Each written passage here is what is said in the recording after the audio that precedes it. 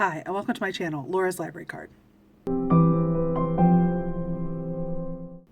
So today I'm going to be reviewing The Four Winds by Kristin Hannah.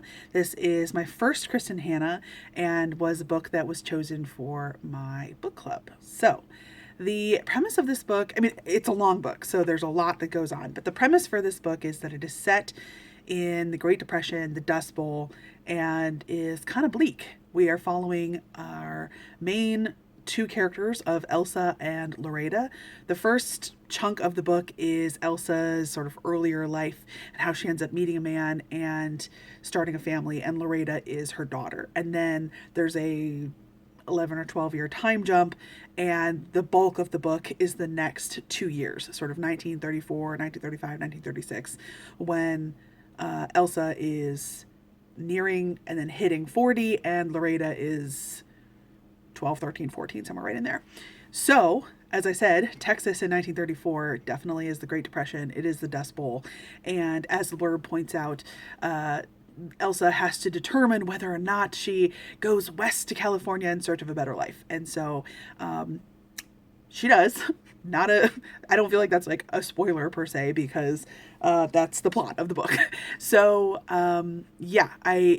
we see them not thriving in Texas during the Dust Bowl, and then we see the family trying to just scrape by in utter poverty in California, and every penny counts because there are kids to feed, and you got to find food somewhere when there is no work to be had. So for me, I thought this book was pretty long. I listened to the audiobook, and I thought the narration was excellent. It was Julia Whalen, and she does a great job. And I do think that the writing was good and the pacing was good. Every time that I was just starting to kind of tire of what was happening, there would be a change, and I would continue to stay engaged. Though I will say I don't feel that this is a very plot-driven, page-turning kind of book, but I was engaged and was wanting to find out what happened next. And I think that the writing also excelled when it comes to descriptions and the sort of atmosphere. In the start of the book, we really get a vivid sense of how Elsa feels and how she's treated by her family, and her place in her life and what she wants out of her life. And then the section with all of the dust storms and just like the life on the farm as the drought is happening and continues to happen. Like, it was so intense to read about, and really like evocative of the just not surviving that these people are doing, and how like they're really suffering and struggling. And then once they go west, and it's just all like poverty, and they're like living in tents, and every single penny counts, and there's never any money, and often no work, and any work that can be found is not enough to make things happen. And it's just, they're in this cycle of just like drudgery, and like so the imagery and the descriptions were really intense, and I really felt present for those elements of the book. But this is really a character book where we're following Elsa and Loretta, and the characters was where where I didn't love it quite so much. Elsa is this stoic, middle-aged woman who has been told her whole life that she's not pretty and that no one will ever want her.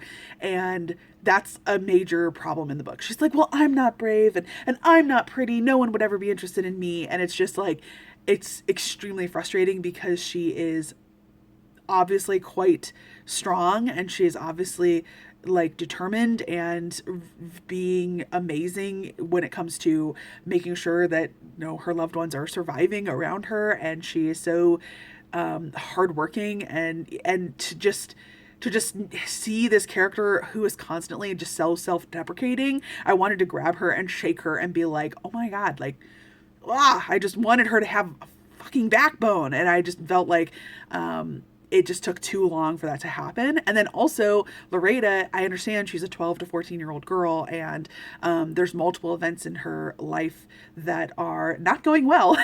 But she just spends the entire book with a fuse that is a millimeter long, and she just flies off the handle at anybody, and at the slightest provocation she screams horrible things at her mother multiple times. She is just whiny and rolling her eyes and just angry the entire book. And like, I understand that there are some people, especially in like that age group, who have that experience in life. I don't really personally recall having a ton of like anger as a teenager, and it was absolutely no fun to read from either of these characters' perspectives, because I was just like, STFU and just get down to like work, okay? So I was kind of struggling with the characterizations and constantly was feeling like I wanted to get back to like the descriptions of things, because I just didn't want to be in either of these people's heads that much.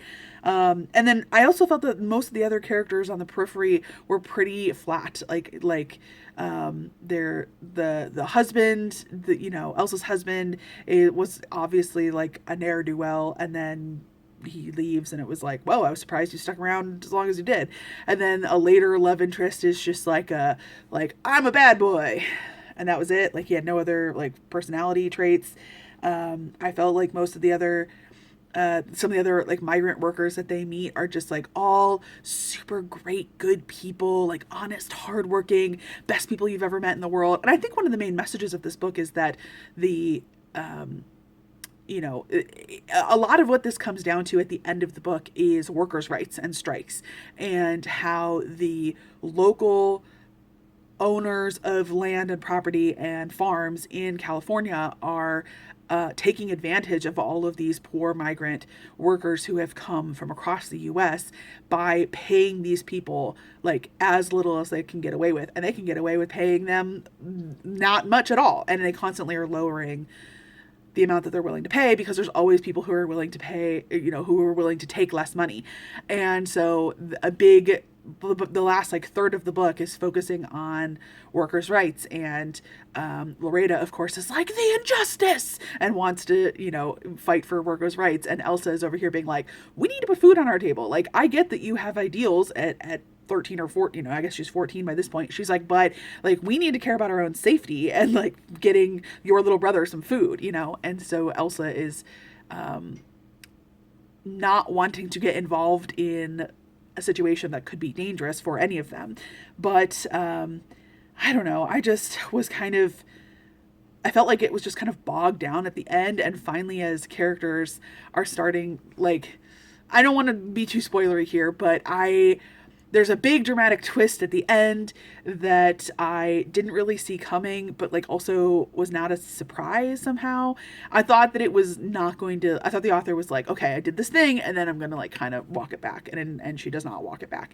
And I felt kind of enraged in that moment. And honestly, that like took a whole star off. So I don't want to be too spoilery there. I just, feel like ultimately I liked the writing, I liked the setting, and I liked the sort of like plot and interesting part. Oh, the thing I was saying earlier was, I think one of the main messages of the book is that like, just because, even though everyone is American, like the viewpoint that the local Californians have of these Okies who are coming in and wanting to take jobs, and they're just all like diseased people who are bums who just want to be on the dole, etc. Like, a main point of this book is that like, no, the migrant workers are good, hardworking people who want to work hard and earn enough money to put food on their table for their children. And every migrant worker we meet is just like an angel in disguise. And I don't know, I felt like there was a couple times when I was like, shouldn't either Loretta or Elsa be at all concerned for their own physical safety? Like, they're living in tents and nobody has anything. So like, shouldn't anybody be afraid of like theft if you have anything? Like, there's never any discussions about any of that. Like, there's never any really discussions about like any like violence in the areas or anything. And it's just kind of like, okay, that seems super realistic. So yeah, I think that the time and the setting and like the the plot and the feelings will stay with me, but I don't think these characters will stay with me. And I would be interested to see how much. I don't really think that this is going to be a book that I'm going to think a ton about ongoing, but I did enjoy my experience while I was reading. So there was also an element here of like the trials and tribulations that everyone goes through. It's just kind of never ending. Like there's not really a break where they eventually get to a point where it's like, okay, like we've like pulled ourselves up and out. Like the whole book is just kind of like depressing thing after depressing thing, and our characters can like never really get ahead. And I did see some complaints from other reviewers that there was like too much tell, not enough show. I'm not really sure how I feel about that kind of thing, but I don't know. I also saw some complaints that this was basically like beat for beat the plot of Grapes of Wrath, which I can't speak to because I've never read that book, but yeah, I don't know. And I will say at the end of my audiobook, there was a interview with the author, between the author and the narrator and, you know, the interviewer person. And the author said, oh yeah, you know, I had this idea for the Great Depression, for the Dust Bowl.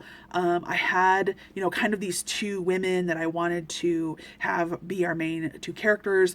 And, you know, the author says, but I want to put interpersonal conflict between my characters in my books, because that's how you kind of like drive things forward and give the, the relationship has to have its own weight and has to have its own internal conflict. She said, so I was trying to debate about what the relationship should be between these characters that I had, that I was constructing in my head. And she said, so I just made one of them a teenage daughter, because the teenage daughters will always fight with their mothers, even in the apocalypse or whatever. And I was just kind of like, okay, that didn't go over super well for me, because it did feel like she just then made Loretta like a whiny teenager, like, God, Mom, for like the whole book, which was a little grating for me. So I did like it. I think I kind of landed on a high 3-star rating personally, and I am looking forward to reading more by Kristin Hannah this year. I know that one of my friends wants me to read her newest book,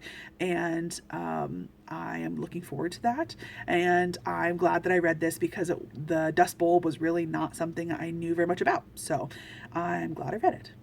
If you have read this book and have any commentary, feel free to leave that down in the comments. Let me know if I should read more by Kristin Hannah. I know that one of her biggest ones is The Nightingale, and I think The Great Alone has to do with Alaska, which always sounded pretty interesting to me, but I think that both of those other books are also kind of depressing.